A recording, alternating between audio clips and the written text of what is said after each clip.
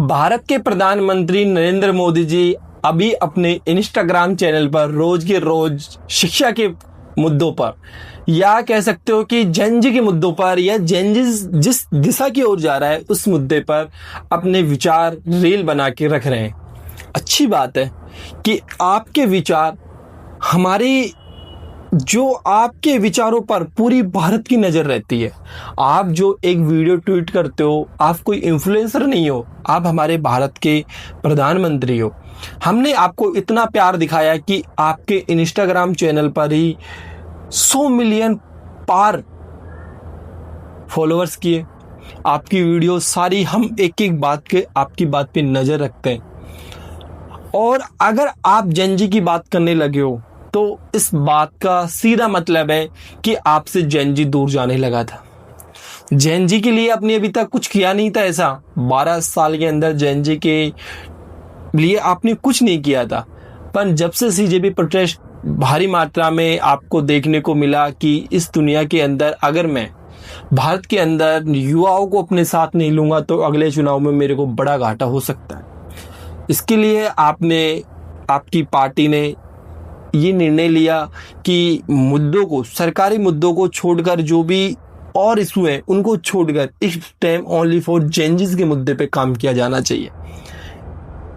Gen Z का मुद्दा उठाना भी ठीक है, पर आप जो बच्चे सिस्टम से करप्ट होकर इस मानसिकता से जो आपको गालियां दे रहे थे वो बहुत ही खराब लोग थे, इनकी परवरिश खराब थी। आपने जो भी शब्द बोले वो सही था, पर एक बार आप सोच के देखना उन लोगों की क्या मजबूरी रही होगी कि भारत के संवैधानिक पद पे बैठे हुए प्रधानमंत्री जी को उनको गाली देने की आवश्यकता पड़ी।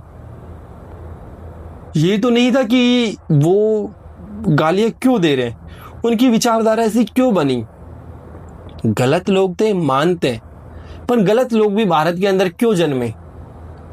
सिस्टम करप्ट है, सिस्टम का कोई मतलब ही नहीं है। आज अगर मैं पुलिस के सामने कोई बात रखना चाहता हूँ, मेरी बात को कुचल दिया जाएगा। मेरे ऊपर एक एफआईआर हो जाती है तो मैं उस एफआईआर से डर कर अपनी वीडियो बनाना छोड़ सकता हूँ।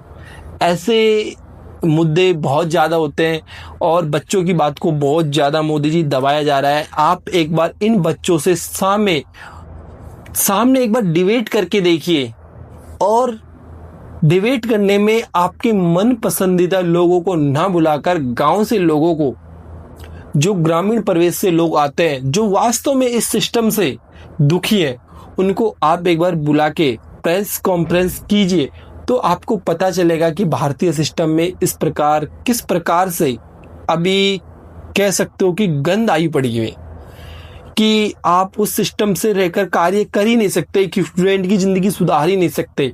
आपको बहुत ज़्यादा दराप्तर पर इस करप्ट सिस्टम के खिलाफ कार्यवाही करने की ज़रूरत है। मैं प्रधानमंत्री नरेंद्र मोदी जी का धन्यवाद देना चाहूँगा कि वो जेनजीज की बातों को उठाने लगे और हमारे बारे में विचार करने लगे। इसके लिए मैं उनका बहुत धन्यवाद देना चाहूँगा। पर मैं उनसे कहना चाहूँगा कि बच्चों से, आप जेनजीज से, आप छात्रों से, बिल्कुल आपके छात्र हम आपके साथ हैं, आप हमारे साथ हैं, आप कार्य कीजिए। हम अगली बार, अगर आप ये विचारिक धारा रखते हो कि कांग्रेस लाने से सब चीज़ें ठीक हो जाएंगी, तो ये बिल्कुल गलत है।